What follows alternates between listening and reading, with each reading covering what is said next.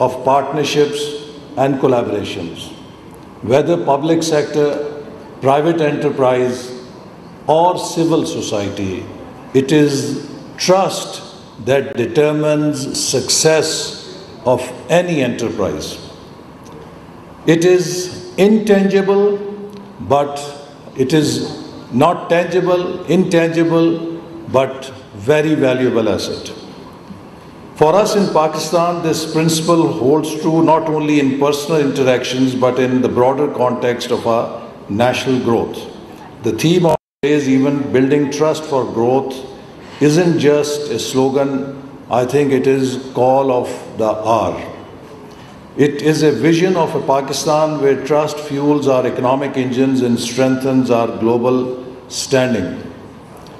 It is said that to determine the difference between failed enterprises and successful enterprises, you have to map the level of synergy that exists within those systems. All successful enterprises or endeavors are able to translate their effort into positive synergy zone. What does positive synergy mean? It means that you have the capability to make 2 plus 2 not 4, because 2 plus 2 equal to 4 is zero synergy. When you can make 2 plus 2 5 or 6 or 8, that is the power of positive synergy. And that comes through collaboration, and collaboration comes through trust. After 77 years of independence, Pakistan stands at critical crossroads, grappling with profound economic challenges and stagnation.